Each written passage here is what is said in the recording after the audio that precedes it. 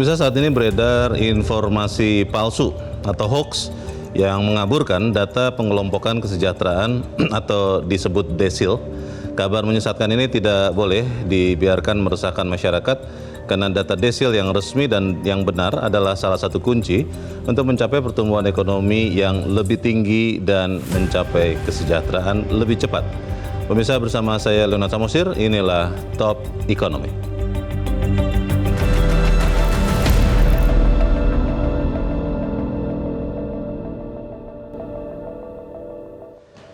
Pemirsa, beberapa anggota masyarakat belakangan ini resah karena hoax terkait desil, terutama karena penghasilan dan pengeluaran mereka yang dinilainya atau dianggapnya tidak besar. Dalam informasi palsu itu dikategorikan sebagai penghasilan dan pengeluaran yang besar dan kemudian membuatnya masuk ke kategori kelas atas. Masyarakat pun terpengaruh, namun kita harus cek faktanya. Kita mulai dari arti atau definisi desil. Desil, bahasa Inggrisnya decile, adalah istilah dalam ilmu statistik berasal dari bahasa Latin yang artinya 10. Berdasarkan siaran pers dari Badan Pusat Statistik BPS, desil adalah pengelompokan keluarga berdasarkan posisi relatif tingkat kesejahteraannya. Menurut penjelasan BPS, melalui desil, keluarga diperingkat berdasarkan berbagai karakteristik sosial ekonomi, kemudian dibagi menjadi 10 kelompok yang masing-masing mencakup sekitar 10% keluarga setiap desil. Dan 10% tiap desil ini selanjutnya menyusun 100% secara total. Desil 1 adalah kelompok dengan tingkat kesejahteraan relatif paling rendah, sementara desil 10 adalah kelompok dengan tingkat kesejahteraan relatif paling tinggi. Dengan penjelasan resmi dari BPS ini, maka jelas sudah bahwa informasi berupa tabel desil yang sempat beredar berisi gaji, pengeluaran, dan kelas kaya miskin adalah hoax atau informasi palsu. Fakta yang benar adalah data desil BPS termasuk data desil Kementerian Sosial Kemensos tidak mencantumkan angka gaji atau pengeluaran bulanan dan juga tidak mencantumkan status kaya hingga status miskin. Kemudian pertanyaan masyarakat adalah dari mana BPS menyusun data desil ini? Berdasarkan siaran pers BPS, desil disusun berdasarkan data tunggal sosial dan ekonomi nasional (DTSEN) yang merupakan amanat Inpres nomor 4 tahun 2025. BPS ditugaskan untuk menetapkan sumber data, menyusun, mengelola, dan memutakhirkan DTSEN itu. Variabel yang digunakan BPS untuk menyusun DTS adalah identitas kependudukan, pendidikan, ketenagakerjaan, kepemilikan usaha, kesehatan, dan disabilitas, kondisi perumahan, kepemilikan aset. DTSEN ini pemirsa merupakan data yang dinamis dan terus dimutakhirkan BPS dan lembaga kementerian terkait. Masyarakat, Anda semua juga bisa mengusulkan perubahan desil jika merasa perlu ada perubahan. Berdasarkan panduan dari BPS, masyarakat bisa melakukan pembaharuan mandiri DTSEN itu dan desilnya melalui aplikasi Cek Bansos Kemensos. Kedua, datang langsung ke kantor desa atau kelurahan atau dinas sosial dan pembaharuan melalui kanal cek DTSEN BPS di alamat situs dtsn-form.bps.go.id. Jadi pertanyaannya pemirsa, apakah manfaat desil bagi Anda dan saya? Dan apa posisi strategis desil untuk mencapai pertumbuhan ekonomi yang lebih tinggi dan kesejahteraan yang lebih cepat? Tetaplah bersama kami, Top Ekonomi akan kembali selepas jeda berikut ini.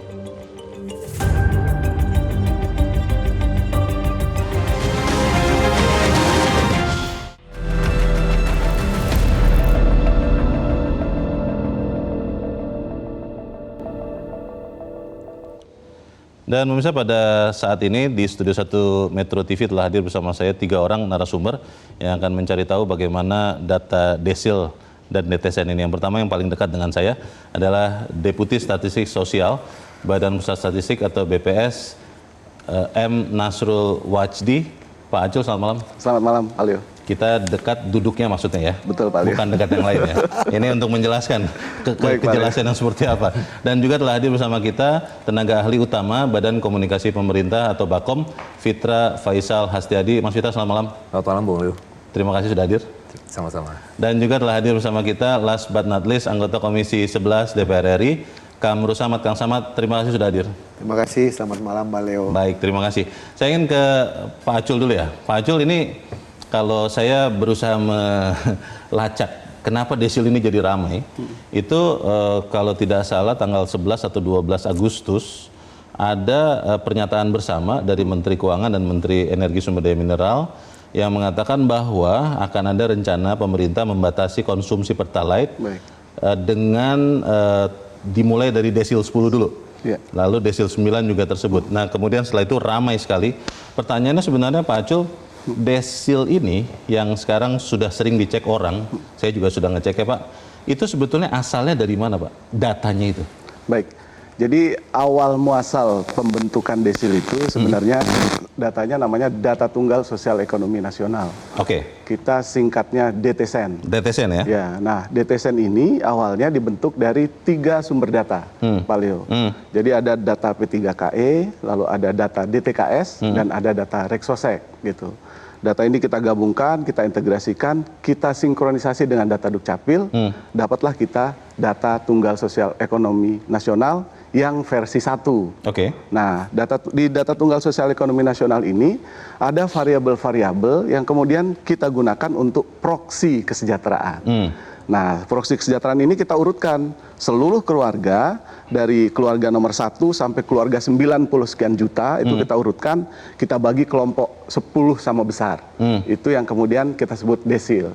Jadi intinya sebenarnya desil itu adalah pembagian seluruh masyarakat Indonesia, seluruh keluarga menjadi 10 kelompok sama besar. Maaf, berarti kalau katakanlah penduduk Indonesia sekarang 280 juta, Betul. Data dari DTSEN ini, itu semuanya ada di situ? Semuanya ada di situ. 95 juta lebih keluarga ada di DTSEN. Oh, keluarga ya maksudnya? Keluarga. 95 juta Plus lebih keluarga? Anggota keluarganya. Oke. 280 sekian juta anggota keluarga. Kemarin kan di awalnya sempat ramai karena mengatakan bahwa ada orang-orang yang tadinya karena dia masuk ke desil 1 sampai 3 atau 4, Pak Acul, itu masih mendapat bantuan. Ya. Tapi ketika ada DTSEN ini, menurut mereka ya, ini harus diverifikasi lagi berapa banyak, itu katanya malah jadi naik desil dan jadi tidak terima bantuan sosial. Itu ada atau tidak? Iya, jadi memang karena desil ini dinamis, bisa jadi kasus itu terjadi. Oh. Desil ini kan dilakukan pemutakhiran secara berkala. Nah, kita mutakhirkan dan ini kita rilis setiap 3 bulan. Oke. Jadi sampai dengan hari ini, desil ini bukan barang baru sebetulnya, atau DTSEN ini bukan barang baru. Ini sudah 1,5 tahun. 1,5 tahun yang lalu? 1,5 tahun yang lalu. Jadi kita rilis pertama kali itu di bulan Februari tahun 2025. 2025. Di tahun lalu kita rilis 4 versi DTSEN. Di tahun ini kita sudah rilis 3 versi DTSEN. Gitu. Nah, kita melakukan pemutakhiran secara berkala tuh. Jadi bisa jadi ketika kemudian karena sifatnya dinamis, ada kemudian yang keluar masuk tadi. Gitu. Tergantung kondisi real di lapangan. Di hoax itu banyak beredar bahwa desil 1 penghasilan sekian ratus ribu sampai sekian ratus ribu dan seterusnya begitu. Itu tidak hanya penghasilan, itu salah kan kita bilang ya Pak? Iya, betul. Lalu penyusun desilnya itu ada berapa komponen? Penghasilan masuk salah satu kan? Ya, jadi di DTSEN versi awal, sebenarnya idealnya kita untuk menyusun tingkat kesejahteraan harusnya pakai pendapatan. Oke. Tapi sampai sekarang kan kita nggak punya data pendapatan. Oh. Keluarga se-Indonesia ini kita nggak punya datanya nih. Sensus ekonomi nasional nggak punya juga? Kita belum punya sampai sekarang. Data pendapatan itu kita nggak punya. Oke. Jadi idealnya memang kalau kita mau menyusun itu pakai data pendapatan. Tapi karena kita nggak punya data pendapatan, maka kita menggunakan proksi. Gitu. Nah, untuk membangun proksi ini kita butuh variabel-variabel. Oke. Lebih dari 30 variabel yang kita gunakan. Lebih dari 30? Lebih dari 30 variabel. Penghasilan yang kita salah gunakan. satunya? Penghasilan saat ini belum masuk, tidak masuk penghasilan. Karena tidak ada datanya tadi? Karena tidak ada datanya tadi. Kalau kita sudah punya penghasilan sebenarnya, kita tinggal pakai aja penghasilan. Oke. Tapi, lagi-lagi di Indonesia ini kan banyak juga, lebih dari 50% bekerja di informal. Susah kita nyari penghasilannya. Pendataannya tidak betul. sebagus kalau di formal? Sangat susah. Oke. Dan cenderungnya adalah kalau kita melihat data penghasilan, itu cenderung orang akan mengecil-ngecilkan penghasilannya. Supaya? Ya tadi, karena banyak faktor lah ya. Nah, sehingga yang ideal memang yang kita gunakan adalah pengeluaran. Kenapa pengeluaran? Karena kecenderungannya kalau pengeluaran, satu, ketika kita mengeluarkan kebutuhan-kebutuhan pokok, cenderung akan homogen, terutama yang basic needs gitu ya. Nah, kecuali di kelompok-kelompok kelas atas gitu, kemungkinan untuk non makanannya akan menjadi lebih tinggi. Begitu. Penghasilan tidak ada. Kalau 30-an faktor tadi, Pak Acul, itu ada bobotnya tidak untuk mengkontribusikan saya misalnya masuk ke desil 5 misalnya gitu Iya. Pak. Itu apa yang paling besar bobotnya? Oke, saya jelaskan dulu. Jadi kita itu punya model dari pengeluaran. Kita punya data pengeluaran, Oke. gitu ya, data rata-rata pengeluaran. Lalu dari data pengeluaran ini kita punya variabel-variabel untuk mengestimasi pengeluaran, begitu ya. Nah, dari model yang kita punya ini, model ini kita terapkan di DTSN Oke. untuk membangun estimasi pengeluaran di DTSN, Yeah. yang kita sebut sebagai estimasi kesejahteraan tadi, yang kalau ditanya bobotnya saya nggak hafal satu persatu gitu. Jadi saya harus cek dulu nanti modelnya kira-kira faktor apa saja, kan kurang begitu pertanyaannya. Tapi saya nggak hafal apa 3 yang utama dari model tadi. Pak, kalau disederhanakan begitu ya, desil 1 itu yang seperti apa Pak? Gambarannya deh. Oke, desil 1 kalau mau sederhana, lagi-lagi kita nggak bisa bilang desil itu kaya atau miskin. Begini, Oh, kita nggak bisa bilang begitu. Kita nggak bisa bilang desil itu adalah ini orang kaya atau orang miskin. Kenapa? Bayangkan satu kelompok 100 orang, 100 orang yang kurang lebih kalau kita lihat 100 orang ini kaya semua. oke. Oke, nah 100 orang ini kita bagi 10 kelompok sama besar. Kita bagi 10 kelompok. Maka di orang-orang kaya ini itu akan tetap ada juga desil 1. Oh, Begitu. tidak semuanya misalnya desil 10 begitu tidak? Tidak semuanya akan desil 10. Karena yang namanya desil itu adalah Tetap membagi proporsional. pemeringkatan relatif tingkat Iya. kesejahteraan tadi gitu. Iya. Jadi kita harus yang- melihat konteksnya, Iya. konteks relatif. Oke. Bayangkan kita memeringkatkan keluarga dari Sabang sampai Merauke. Kita bariskan seluruh keluarga dari Sabang sampai Merauke, Iya. kita bagi 10, 10, 10, 10. Oke, saya ingin ke Mas Fitra dulu. Mas Fitra, ini kan ada blessing in disguise. Orang akhirnya jadi belajar desil, orang akhirnya jadi belajar statistik. Tapi pertanyaannya adalah begini, memang keramaian inikah yang dicari supaya kemudian kita sama-sama memperhatikan data kita? Atau sebenarnya apa sih maksud dari rencana pemerintah itu, Mas Fitra? Ya, yang jelas itu kan harus tanya ke menterinya langsung ya. Oke. Jadi itu kan Baik, apa baik. namanya? Tapi memang menjadi blessing in disguise. Karena yang pertama kalau kita bicara tadi wacana apakah itu akan diterapkan atau enggak, itu jelas belum ya, masih jauh sekali ya. Yang pembatasan pertalite itu? Betul, karena pertama tunggu pemutahiran data, yang kedua tentunya ada persetujuan DPR, ini tempatnya Kang Samad. Oke. Tapi yang balik lagi ya, ini ada blessing in disguise ya, karena selama ini kalau kita bicara desil, saya dari UI, Ya.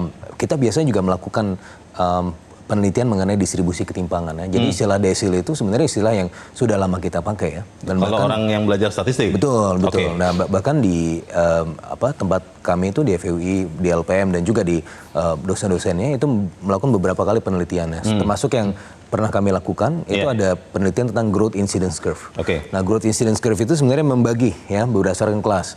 Bottom 40 ya, terus kemudian top 20 sama yang middle 40. Dan ternyata selama 5 tahun terakhir berdasarkan penelitian kami dan juga dari LPM UI itu yang bottom 40 ini itu termasuk yang growth incidence curve-nya positif. Artinya apa? Artinya kecenderungan pertumbuhan pendapatan mereka yang tadi diproksi melalui pendekatan pengeluaran itu positif, yang paling atas itu positif, yang di tengah negatif. Artinya apa?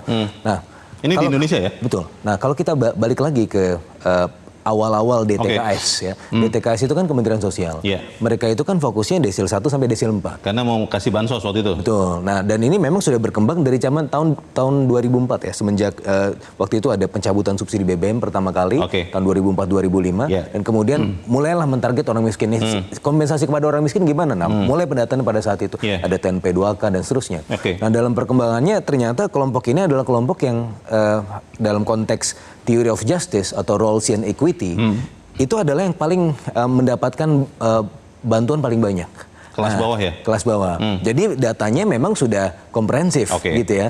Nah, dan itu yang kemudian kalau kita lihat bandingkan lagi dengan middle class misalnya yang menjadi sekarang kecenderungan netizen melihat bahwa kok saya income-nya jatuh dan seterusnya. Memang middle class kita growth incidence curve selama 5 tahun terakhir itu turun. Nah, Memang itu berdasarkan apa? Data yang tadi sifatnya Oke. berdesil itu. Kalau ada yang mengatakan gini, Mas Fitra, ini sengaja desil ini dikeluarkan sekarang itu untuk memperlihatkan bahwa memang kemiskinan itu berkurang karena tadi ada beberapa kali kejadian tuh orang yang desilnya tadinya 1 sampai 3 dia naik kelas nih sampai 5 sampai 6 dan dia nggak dapat bantuan padahal pengakuannya kondisi ekonomi kesejahteraannya tidak berubah. Ada indikasi ke situ tidak sih? Itu dua hal yang sangat berbeda. Yang satu jeruk, yang satu mobil. Oke, maksudnya beda. gimana? Ya beda kan. Itu kan penentuan kemiskinan ada jalannya sendiri. Sementara ini adalah untuk membandingkan kesejahteraan relatif ya antara kelas. Nah, dan kalau kita lihat dari perjalanannya awalnya di DKS dan kemudian ada pemutakhiran tadi sebagaimana disampaikan Pak Acul. Itu ada Reksosek, terus P3E, P3K itu adalah pensasaran percepatan penanggulangan atau penghapusan kemiskinan ekstrim. Nah ini kan juga mereka lebih komprehensif tuh data yang paling bawahnya. Nah kemudian dimutakhirkan, nah yang paling komprehensif adalah yang paling bawah. Nah makanya kalau misalnya kita lihat yang terkait dengan terkait kebijakan yang paling komprehensif adalah ya penentuan desil 1-4 itu tadi. Baik. Nah, cuma pemerintah sekarang melihat bahwa tidak-tidaknya kita ingin mengurangi cliff effect. Cliff effect itu apa? Jangan sampai kemudian nanti ketika desil 4 ke desil 5 tidak mendapatkan bantuan sama sekali. Nah, itu merupakan bagian dari dinamika yang terus menjadi diskusi pemerintah. Baik. Dan kembali lagi ke desil ya. Misalnya desil 9 atau desil 10, apakah tidak berhak untuk mendapatkan kebijakan-kebijakan pemerintah? Misalnya kalau kita menganggap bahwa mereka ini yang paling sejahtera ya. Apakah tidak berhak? Mereka tetap berhak ya karena kebijakan pemerintah itu komprehensif. Nah salah satunya saya reviewer LPDP Bung Leo. Itu kita memberikan beasiswa tidak hanya bagi kelompok yang paling bawah, kelompok yang paling kaya asalkan mereka sesuai dengan standarnya kita berikan juga. Boleh juga. Ada artis juga bisa lolos LPDP. Kenapa? Ya karena sesuai dengan standar. Jadi tidak harus orang yang tidak sejahtera yang dapat itu ya. Betul. Jadi bukan artinya ketika dia berasal dari desil yang berbeda dia tidak mendapatkan kebijakan pemerintah. Kang Samad, ini kan pembicaraan tentang desil itu orang harus ngerti statistik. Dan saya tidak tahu datanya, tapi saya rasa mungkin banyak rakyat Indonesia belum pernah belajar statistik, baru sekarang tahu desil. Ini seperti apa wakil rakyat melihat pembicaraan soal desil ini? Apakah produktif bagi penempatan sasaran tadi untuk bantuan atau yang lain-lain program pemerintah, atau malah bisa jadi kontraproduktif karena beberapa orang mengecek datanya itu malah belum ada desil katanya begitu. Itu bagaimana, Kang? Bang Leo, sebetulnya waktu kami bermitra dengan BPS 5 tahun yang lalu, kita sudah dorong Satu Data Indonesia bersama Bappenas. Satu Data Indonesia. Satu Data Indonesia. Kenapa Satu Data Indonesia didorong? Karena selama ini dalam penyusunan mulai dari KEM PPKF, karena di dalam KEM PPKF itu ada tingkat kesejahteraan petani, tingkat kesejahteraan nelayan. Di dalam APBN, RAPBN itu selalu ada subsidi anggaran. Untuk siapa? Subsidi energi, subsidi pangan, kemudian ada perlinsos. Dan itu semuanya basisnya harus data. Dan selama periode itu tidak pernah ada pengintegrasian Satu Data Indonesia. Ada penyusunan, ada progres. Nanti kemudian pada tahun 2025, Presiden Prabowo mengeluarkan Impres nomor 4. Tahun 2025 tentang pengintegrasian data. Nah ini yang kita tunggu-tunggu. Kenapa? Karena inilah sebetulnya kekuatan inti untuk memastikan bahwa program pemerintah itu betul-betul bisa menyasar masyarakat yang membutuhkan. Tepat sasaran? Tepat sasaran. Karena di temuan kita, Bang Leo, juga ada yang berusaha untuk datanya stuck di posisi yang sama dari tahun ke tahun supaya dia terus menerima subsidi, padahal bantuan. Kesejahteraannya sebetulnya sudah meningkat. Padahal kesejahteraannya sudah mengalami perubahan. Dia sudah naik kelas sebetulnya. Sudah naik kelas. Nah itulah kenapa kita apresiasi sekarang ini dan kita mulai menggunakan dalam penyusunan RAPBN tahun ini untuk 2027 karena ada pemutakhiran setiap 3 bulan. Jadi penentuan desil ini kan sifatnya relatif. Kesejahteraan yang sifatnya relatif dan diupdate, dilakukan pemutakhiran secara berkala. Artinya apa? Ada evaluasi. Karena itu KPI-nya antara DPR dan pemerintah ketika menyusun program yang sifatnya subsidi, subsidi energi, subsidi ketahanan pangan, subsidi untuk perlindungan sosial, di pendidikan misalnya ada KIP. Siapa penerima KIP-nya? Kan begitu. Kemudian PKH. Keluarga mana yang penerima PKH, kemudian bantuan pangan non tunai, keluarga mana masuk ke kategori mana? Tapi Kang Samad, maaf, ini kan masyarakat jadi gaduh nih. Di banyak sekali media sosial ada yang ngecek langsung begitu dan mengklaim bahwa datanya tidak akurat. Apakah memang penjelasan dari pemerintah BPS sebagai pengampu satu data itu saat ini sudah cukup, harus diperjelas atau seperti apa? Kita akan bahas di bagian berikut. Pemirsa tetaplah bersama kami, Top Ekonomi segera kembali.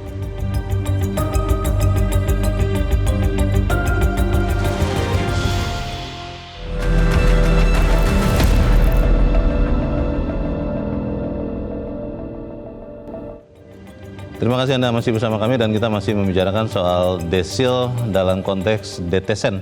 Pak Acul, informasinya adalah setiap warga negara yang datanya dicek dan tidak akurat itu bisa memperbaiki. Itu caranya bagaimana Pak? Memperbaiki sendiri atau harus telepon Pak Acul, Pak perbaiki Pak, atau bagaimana? Ya baik, jadi sebenarnya kanal untuk partisipasi publik itu sudah kita buka sejak lama.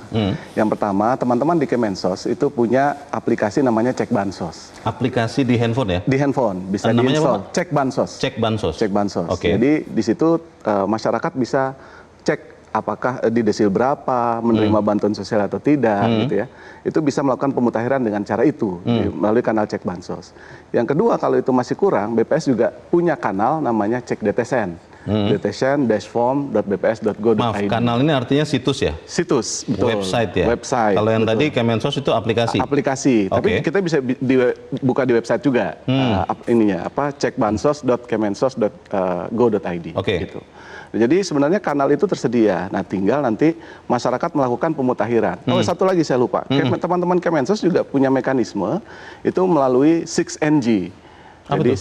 sistem informasi kesejahteraan sosial next generation. Oke. Itu nanti masyarakat bisa datang ke desa, kelurahan untuk melaporkan terkait dengan pemutakhiran data gitu. Oke, Pak, saya sudah sempat cek ya Pak. Ya. Saya cek NIK saya sendiri. Saya maaf itu saya pakai mesin pencari saja, Oke. karena saya belum dengar penjelasan dari Pak Acul. Siap. Saya cek dari Google untuk cek desil, Ya. dan itu langsung lari ke saya bukan ke BPS Pak. Karena kalau ke BPS kan diminta mengisikan nomor tanggal lahir lagi ya. Tanggal lahir, betul. Dan captcha-nya ada 2, Betul. agak ribet Pak. Kalau yang di Kemensos, dia tidak perlu masukin tanggal lahir, dia langsung masuk. Nah pertanyaannya, itu valid atau itu phishing tuh situs-situs itu Pak? Iya, jadi dua situs tadi, cekbansos.kemensos.go.id Iya. dan dtsen-form.bps.go.id itu adalah situs yang valid. Valid ya? Itu valid. Oke. Ya, dan kita sudah menggunakan database yang sama. Jadi masyarakat mau memutakhirkan melalui Cek Bansos atau memutakhirkan melalui kanal DTSEN, itu database kita sudah satu. Oke. Gitu. Ya. Pak, kalau contohnya saya ya, Ya. saya sudah cek Pak, dan saya muncul datanya belum ada desil. Ya. Itu kira-kira apa yang terjadi? Oke. Saya harus lakukan apa supaya Siap. kemudian saya yakin saya WNI bukan WNA begitu kan? Baik. Karena WNA kan nggak ada desilnya kan? Baik. Bagaimana Tapi Pak tercatat Acul? di DTSEN kan, Pak Leo ya? Ada nama saya Tercatat ada di muncul DTSEN tapi tidak ada desil. tulisannya belum ada desil. Ya, oke. Jadi begini, seperti tadi yang saya sampaikan, data pembentuk DTSEN itu kan ada DTKS, P3KE, dan Reksosek. Untuk bisa menentukan desil seseorang, butuh banyak variabel tadi. Baik. Nah, bisa jadi datanya Pak Leo itu sudah kita sinkronisasi dengan Dukcapil, tapi ada variabel-variabel yang masih belum lengkap. Oh, Belum cukup untuk mengestimasi tingkat kesejahteraannya Pak Leo. kira-kira misalnya apa? Pak? Maka muncullah misalkan atap rumahnya, Lokasi luas rumahnya. Kalau Luas lokasi rumah. mungkin kita punya, Oh, oke. tapi lokasi rumahnya mungkin Kondisi kita rumahnya ya? kondisi rumahnya misalkan. Bertingkatkah? Luasan Luasnya berapa, betul. Terus pembuangan sanitasinya bagaimana, sumber air Oke. minumnya dari mana. Mungkin itu yang Ya. belum tercatat sehingga masih ada memang Ya. yang sampai saat ini belum termutakhirkan sehingga desilnya belum ada. Itu saya mutakhirkannya bagaimana Pak? Kalau misalnya katakanlah rumah gitu ya Iya. asumsinya. Iya. Itu yang saya lakukan apa? Nah, tinggal nanti masuk ke kanal tadi, salah satu Cek Bansos atau DTSEN, kanal DTSEN, nanti ada form di situ kita bisa mengisi sendiri. Oh, oke. Jadi ada pertanyaan-pertanyaan di sana, mulai dari atapnya apa, luas lantainya berapa anggota keluarganya dan seterusnya di sana. Itu Ada saya bisa update variabel-variabel. sendiri? Bisa update sendiri. Otomatis berubah atau tunggu dari BPS? Kita akan melakukan verifikasi dulu Oh. untuk memastikan bahwa data yang diinput tidak sembarangan. Oke. Gitu. Jadi kita menjaga betul kualitas ini. Ya, kembali ke Mas Fitra. Mas Fitra, ini kan tadi Anda sudah mengatakan bahwa soal rencana pembatasan Pertalite atau penepatan sasaran konsumsi Pertalite? Belum ada wacananya. Belum ada. Nah itu kemudian kapan misalnya kalau itu dilakukan, itu kapan atau bagaimana syaratnya? Apakah menunggu misalnya update migrasi data ini 100% atau 75% dari BPS atau seperti apa?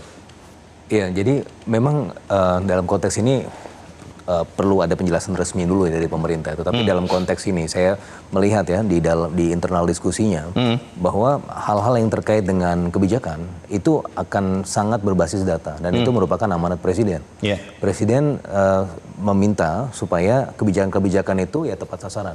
Dan dalam konteks ini misalnya lebih kepada orangnya bukan ke barang dan seterusnya.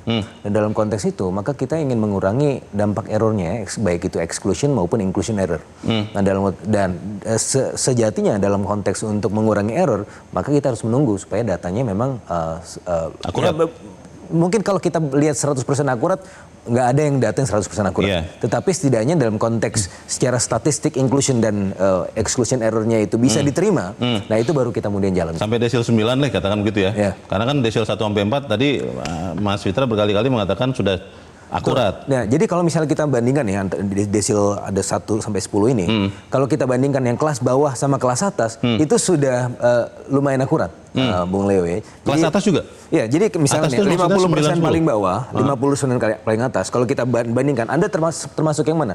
Yang 50% yang di bawah, apa 50% di atas? Itu secara apa namanya statistik itu jauh lebih akurat. Ketimbang kita untuk kemudian menyasarnya apakah Anda desil 6, desil 7 atau desil 10, itu tingkat akurasinya berkurang. Nah, tapi kan begini Mas Fitra. Kalau kami di televisi untuk rating itu kan ada jelas tuh kelas sosial ekonominya SES-nya. Itu pengeluaran per bulan sekian juta rupiah itu masuk A, masuk B, masuk C. Tapi kan ini tadi Pak Acul mengatakan penghasilan itu datanya nggak ada. Nah itu untuk kemudian saya menempatkan diri saya yang tadi belum ada desil. Saya kira-kira mungkin desil 11 nih, pura-pura Pak.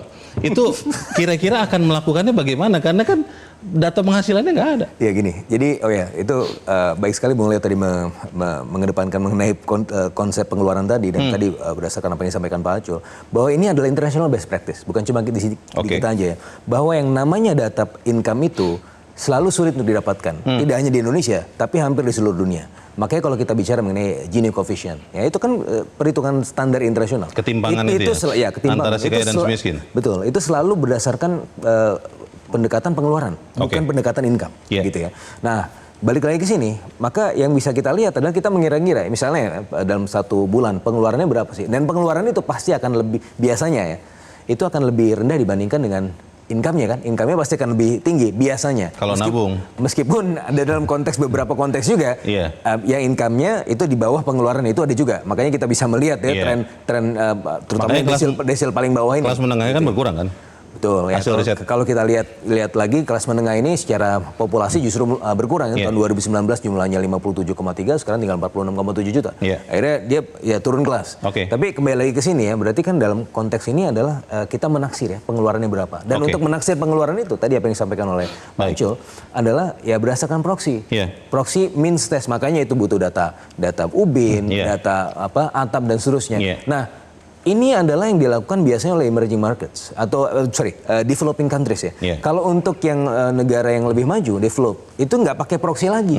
Dia datanya udah komprehensif, sudah lebih akurat. Karena semua sudah link. Betul. Nah, kita ini kan memulai ya untuk menjadi negara maju, kita memulai pertama dari data dulu. Mudah-mudahan kita bisa menjadi negara maju. Kang Samad, ini BPS mengatakan ya bahwa juga DTSN ini itu bisa menghilangkan kebocoran anggaran. Ini saya nanya ke Kang Samad. Karena yang jagain uang kita juga kan, uang rakyat ya. Kemudian DTSN juga disebutkan BPS bisa meningkatkan efisiensi anggaran.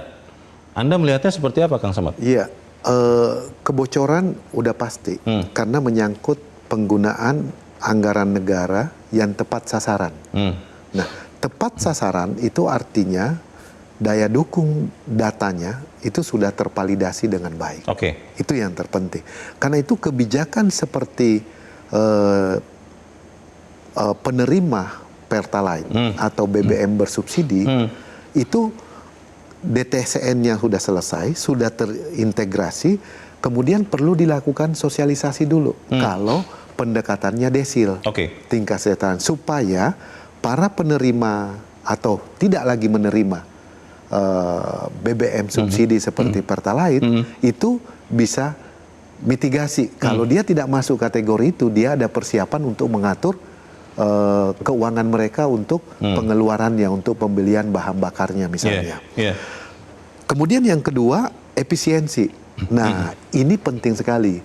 Kenapa penting sekali? Karena kalau basis data dibangun dengan pengintegrasian dari masyarakat nelayan, petani, pedesaan, pegunungan, maupun lingkungan kaum miskin kota misalnya, ataupun dimanapun berada di wilayah Nusantara kita sudah terintegrasi dengan baik, maka jalur distribusi kebijakan, baik yang sifatnya bantuan, maupun yang sifatnya pemberdayaan, maupun yang sifatnya pembinaan, akan jauh lebih efektif. Dan itu akan mendorong efisiensi penggunaan anggaran negara. Kang Samad, sejauh ini, apakah juga Kang Samad dan kawan-kawan di DPR juga menerima pertanyaan atau komplain dari masyarakat soal ketika dia ngecek desilnya itu tidak sesuai dengan keadaan yang sesungguhnya, terima juga atau tidak? Mas Leo, ada satu desa di Kecamatan Pacet, di Kabupaten Cianjur, Jawa Barat ya? Jawa Barat, itu justru masyarakat lokal di situ yang melaporkan, kok saya masih menerima PKH.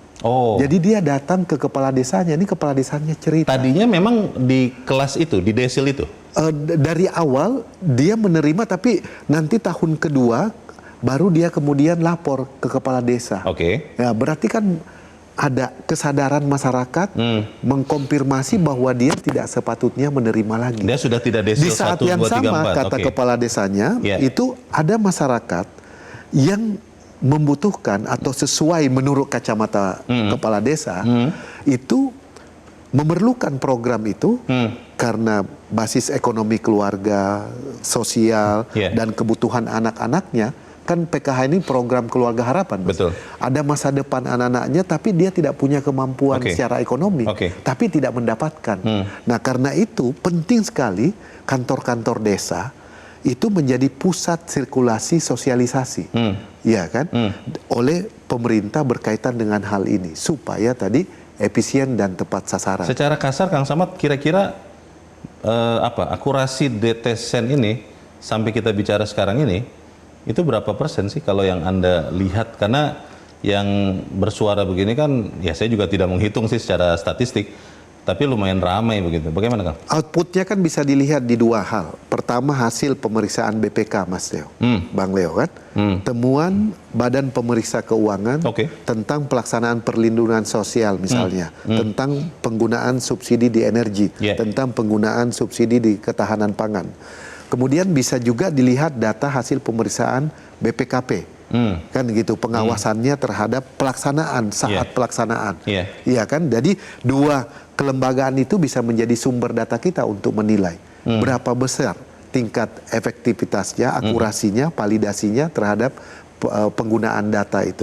Nah, itu. Baik, Pak Acul, kembali mundur sedikit ya, data DTSen ini, itu kan tadi sejarahnya adalah diambil ya, digabungkan, dimigrasi dari DTKS, P3KE dan Reksosek. Seberapa akurat itu sehingga kemudian kita minimalkan warga yang merasa tidak akurat posisi dia di desil yang dikeluarkan oleh BPS dan Kemensos? Baik. Jadi pada saat pertama kali kita menggabungkan ketiga data tadi, kita memang mengevaluasi tingkat akurasinya. Jadi waktu itu memang inclusion exclusion-nya itu masih di atas 50%. Artinya apa tuh, Pak? Artinya begini, inclusion error itu adalah orang-orang yang harusnya nggak dapat intervensi program, tapi kemudian dia dapat. Sederhananya mungkin bansos begitu ya? Sederhananya bansos lah, karena intervensi program kan banyak. Betul. Ada FLPP, BSPS, dan lain-lain. Exclusion error itu orang yang harusnya nggak dapat, malah nggak dapat. Malah dapat. Exclusion error itu yang harusnya dapat, tapi nggak dapat sekarang. Itu exclusion error. Nah, di awal dulu, pada saat awal penggabungan itu. Dulu itu kapan sih, Pak? Kira-kira, Pak? Februari tahun lalu. Februari tahun lalu ya? Februari 2025 itu masih di atas 50%. Nah, terakhir kita evaluasi memang di akhir tahun lalu itu masih 30%, 30%-an. Kenapa? Karena data yang waktu itu dimutakhirkan itu masih di bawah 10% tahun lalu. Nah, ini kenapa kemudian sekarang kita juga mendorong partisipasi publik untuk melihat lagi datanya. Jangan-jangan kasusnya seperti Pak Leo tuh, saya belum ada desil, bisa jadi karena belum lengkap datanya. Maka kita mendorong tadi supaya kalau ini datanya terus kita mutakhirkan, harapannya tadi akurasinya semakin tinggi. Tapi saya harus ngutip ini, menurut saya penting, saya harus ngutip dari Prof. Arief. Ada 5 sebenarnya. Prof. Arief Brin. Arif Ansori. Oh, maaf. Arif Ansori Den. Dari Den. Banyak Arif. Saya harus ngutip beliau karena ada 5 sebenarnya sumber dari error. 1, data yang tidak mutakhir. Data tidak mutakhir. Data tidak mutakhir ini menjadi sumber pertama dari error. Yang kedua adalah model. Karena kesalahan model tadi, yang tadi Pak Leo tanyakan, bisa jadi penimbangnya keliru dan seterusnya dan sebagainya. Nah, yang 1 dan 2, 1 ini obatnya harus dimutakhirkan, yang kedua modelnya terus kita kalibrasi, terus kita evaluasi. Nah, maka sekarang untuk 1, 2 ini yang terus kita galakkan. Tapi ada 3 lagi nih penyebab dari mistargeting tadi. Yang pertama adalah yang bagian kedua ya, yang 3 ini, 1 terkait dengan proses bisnis penyalurannya. Bisa jadi pada saat penyaluran program tadi ada isu di lapangan. Nah, yang kedua itu terkait dengan kuotanya. Jadi misalkan pemerintah punya kuota untuk 100. Padahal orang-orang yang di ke 101 itu kurang lebih sama kondisinya dengan orang-orang di 100. Itu jadi masalah. Dan yang ketiga adalah mungkin kita sering dengar kasus-kasus ada intervensi dari orang lain. Itu yang menyebabkan mistargeting. Misalkan dia dekat sama saya, maka dia dapat. Sementara yang ini nggak dapat. Jadi ada 5 sumber tadi dari mistargeting sebetulnya. Nah, ini yang harus kita selesaikan menurut saya. 1, datanya dimutakhirkan, modelnya terus dikalibrasi, proses bisnis penyalurannya terus kita perbaiki, gitu ya. Lalu kemudian kalau kuota nanti mungkin Kang Samad yang lebih bisa clear nanti menyampaikan itu. Dan terakhir tadi, bagaimana kemudian jangan sampai ada kasus tadi, ada dia keluarga dekat saya kasih, yang itu nggak saya kasih. Nah, itu 5 potensi yang ini harus kita selesaikan. Itu targetnya kapan, Pak? Untuk kemudian, kan tadi Mas Fitra mengatakan soal rencana atau wacana pembatasan Pertalite itu kan menunggu dari akurasi desil ini. Itu kapan? Ada timeline-nya tidak? Timetable-nya tidak? The sooner the better sebetulnya. Jadi kita memang sekarang mendorong seluruh kementerian lembaga yang memiliki data administrasi. Jadi di Inpres 4 2025 itu ada 18 kementerian lembaga yang kemudian diamanatkan untuk mengelola DTSN. Dan ada 4 tugas pokok dari seluruh kementerian lembaga itu. Nah, salah satu tugas khusus BPS di situ adalah menerima data dari kementerian lembaga untuk melakukan pemutakhiran DTSN. Jadi semakin cepat ini bisa kita selesaikan, semakin baik. Begitu. Jadi itu diterima langsung dari kementerian, atau kemudian BPS menyaringnya lagi? Ya, jadi kita terima, kita melakukan assessment tentunya. Di-assess lagi? Kita assess dulu datanya. Jadi kita assess dulu kelengkapannya, metadatanya, apakah sama atau tidak. Sesudah kemudian seluruh tahapan kualitas tadi sudah lolos, baru kemudian nanti kita sinkronisasikan dengan data di teman-teman Dukcapil. The sooner the better, tapi ada target tidak, Pak? Kan pemerintah ingin 8% pertumbuhan ekonomi, misalnya saya analogikan, itu kan di akhir masa pemerintahan Prabowo Gibran di 2028-2029. Nah, ini kapan nih, Pak? Ya, semoga sih akhir tahun ini bisa kita selesaikan. Akhir tahun ini? Tahun 2026? Tahun 2026. Itu sudah tercakup juga oleh pemerintah atau seperti apa, Mas Fitra? Ini tadi kan target dari teman-teman di BPS, bagaimana? Ya, kita akan selalu, kebijakan pemerintah merupakan fungsi ya dari apa yang tadi datanya available atau tidak, gitu ya, apapun itu. Dan tadi kalau saya sedikit mengkoreksi, jadi wacana itu masih wacana. Ya, belum yang tadi Pertalite itu belum tentu juga akan diberlakukan kan. Kalau kita bicara mengenai pemberlakuan apakah desil itu kemudian akan menyasar ke sana, itu masih long shot. Karena sudah ada konferensi persnya waktu itu. Ya, tapi masih long shot karena kan prosesnya butuh jangka panjang maksudnya. Butuh waktu, ya betul. Nah, terus yang kedua adalah kalau kita bicara tadi apa yang disampaikan Pak Acul mengenai exclusion dan inclusion error tadi, yang tadi kurang lebih 30% ya Pak Acul ya. Kalau data dari perbandingan antar negara untuk terutama negara-negara berkembang itu antara 30 sampai 80%. Oh. Artinya ini sudah masuk wilayah lower bound. Oke. Ya, jadi kita termasuk yang paling baik lah kalau kita bandingkan secara international best practice. Oke. Apalagi kalau nanti sasarannya mungkin ya setidak-tidaknya antara 5 sampai 10% lah paling maksimal lah kalau kita bicara mengenai yang idealnya. Oke. Gitu. Bagaimana akurasi data desil ini benar-benar bisa mendorong pertumbuhan ekonomi yang berkualitas? Kita akan bahas di bagian berikut. Pemirsa tetaplah bersama kami, Top Ekonomi segera kembali.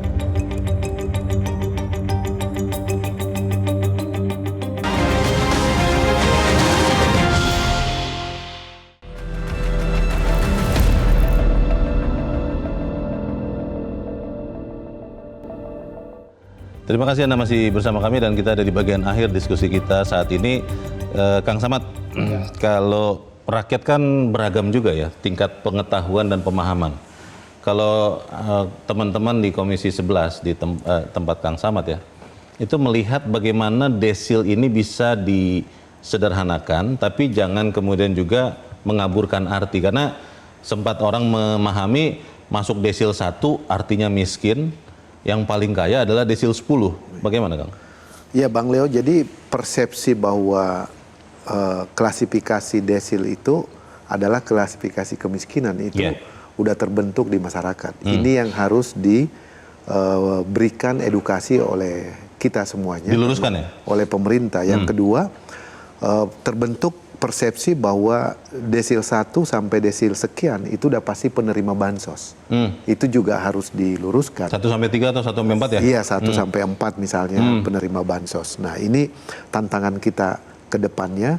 Ini pentingnya ruang-ruang publik untuk diisi oleh pemerintah, oleh kita semua termasuk parlemen supaya masyarakat bisa memahami bahwa pemutahiran yang dilakukan oleh pemerintah itu adalah sesuatu yang penting untuk diupdate. Karena itu program pemerintah melalui sensus baik di bidang ekonomi, sosial dan seterusnya itu menjadi penting untuk menempatkan positioning keluarga masyarakat Indonesia pada data sen yang terupdate. Kang Samad, kalau bicara DTSen sebagai data, Republik ini kan pernah mengalami datanya bocor. Betul. Dan itu sedikit banyak kalau saya bicara dengan teman, dengan kerabat, mereka jadi enggan untuk menempatkan diri tadi untuk memutakhirkan data DTSen ini. Untuk orang-orang, untuk warga negara Indonesia, seruan Anda seperti apa? Itu yang kita minta juga, security sistemnya harus dibangun. Karena harus dibangun kepercayaan publik, kepercayaan masyarakat bahwa data yang diberikan kepada pemerintah itu adalah ada data perlindungan para individu yang memastikan bahwa tidak ada penyalahgunaan data, tidak akan bocor atau tidak akan bocor. Nah, itu pemerintah saya kira sudah antisipasi dan kita percaya ke depannya peristiwa yang lalu tidak akan terulang lagi. Nah, tinggal bagaimana mengoptimalkan. Setelah pengintegrasian data, sekarang penggunaan data di jalur program pembangunan pemerintah, pembangunan nasional kita. Nah, itu yang kita mesti kawal bersama-sama karena tersebar di kementerian dan lembaga, termasuk ada di pemerintah daerah. Ada 546 Pemda di seluruh Indonesia, Bang Leo, yang semuanya juga harus menjadikan DTSN ini sebagai rujukan data untuk pelaksanaan program bantuan atau pembangunan di daerah. Ini kalau ini terpadu dengan baik, kita optimis pertumbuhan ekonomi yang di dalamnya ada angka pengangguran, ada angka kemiskinan, efektivitas penggunaan APBN akan jauh lebih baik. Karena pengangguran kan kita perlu untuk mengurangi dengan menciptakan lapangan kerja. Tentu banyak variabel lainnya untuk mereka dapat lapangan kerja. Iya kan? Nah, bagaimana mendorong supaya lapangan kerja bisa tercipta khususnya sektor formal? Nah, ini satu sesi yang berbeda, tetapi ini database-nya yang sangat penting, Bang Leo. Terima kasih Kang Samad. Mas Fitra, keramaian kehebohan yang muncul kan karena memang banyak yang belum mengerti apa itu desil. Badan komunikasi pemerintah kan adalah badan yang menjelaskan kepada seluas mungkin masyarakat terkait dengan penjelasan desil DTSen ini. Apa yang akan dilakukan oleh Bakom? Ini kan salah satu caranya adalah berbicara sekarang, tapi ke depan Anda tidak rencana untuk kemudian lebih menstrukturkan sosialisasi supaya kemudian kehebohan ini tidak muncul lagi dan akurasi data itu sama-sama dikawal oleh kita semua WNI. Bagaimana? Ya, pertama mengulang lagi ya, kita ini blessing in disguise ya. Jadi pembahasan di kelompok elit sekarang sudah masuk pembahasan di level emak-emak. Artinya ini adalah suatu hal yang baik ya. Semua orang sudah aware terhadap keberadaan data. Yang kedua adalah Badan Komunikasi Pemerintah dalam hal ini senantiasa berkomunikasi dan juga bersinergi ya lintas kementerian, dan dalam hal ini terkait dengan DTSN berarti kita bicara dengan BPS, dan itu sudah sering ketemu ya antara Badan Komunikasi Pemerintah dan juga BPS, dan bahkan kita sering membuat acara bersama gitu ya. Dan dalam konteks ini ya mungkin kekurangan kami adalah belum mengkomunikasikan secara baik, itu perlu kita akui. Tapi di sisi yang lain ya kita akan lebih melakukan penyempurnaan dalam konteks komunikasi ini, dan yang paling penting adalah ya kembali lagi seperti amanat Presiden supaya ekonomi tumbuh seperti yang disampaikan Bang Samad tadi atau Kang Samad. Tapi di sisi yang lain masyarakat sejahtera. Ya, bagaimana ekonomi tumbuh masyarakat sejahtera? Berarti kan datanya perlu valid ya dan relevan begitu. Baik, terima kasih Mas Fitra. Pak Acul, singkat saja Pak, apa yang diharapkan BPS supaya kemudian penjelasan ini bisa sejelas-jelasnya? Iya, jadi yang pertama begini, masyarakat tidak kemudian mengkaitkan desil dengan kaya dan miskin. Oke. Karena tadi kalau kita bicara desil itu adalah pengelompokan relatif kesejahteraan. Gitu. Yang kedua, desil ini sifatnya dinamis, adaptif, partisipatif. Dinamis karena bisa saja orang yang tadinya desilnya tinggi, lalu kemudian karena tiba-tiba kena penyakit katastrofik begitu, itu langsung kemudian turun tingkat kesejahteraannya. Atau ada orang-orang yang kemudian graduasi, berhasil meningkatkan taraf hidupnya. Makanya dia dinamis sifatnya. Yang kedua, adaptif karena desil ini list dari seluruh keluarga yang kemudian nanti intervensi program pemerintah bisa disesuaikan. Ini mau di kelas yang mana, begitu ya. Dan yang ketiga, partisipatif, ini yang utama. Kita tidak bisa membangun DTSN ini, tadi Kang Samad sudah sangat baik menyampaikan, DTSN itu adalah satu-satunya data tunggal sosial ekonomi nasional yang digunakan untuk banyak sekali program pemerintah. Maka partisipasi itu penting. Jadi saya ingin mengajak kita semua bergotong royong untuk membangun DTSN kita. Soal keamanan datanya bagaimana Pak? Nah, jadi di Inpres 4 2025 itu juga salah satu yang masuk di dalam Inpres itu adalah Komdigi, selain juga teman-teman dari BSSN. Jadi tentu pengamanan data ini menjadi prioritas.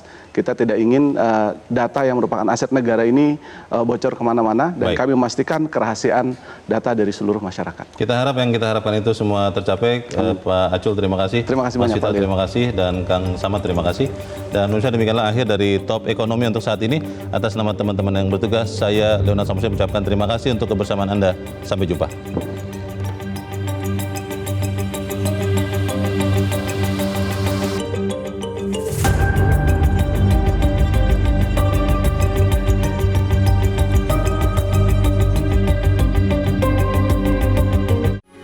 Metro TV. Jelajahi cara baru mendapatkan informasi. Download Metro TV Extend sekarang.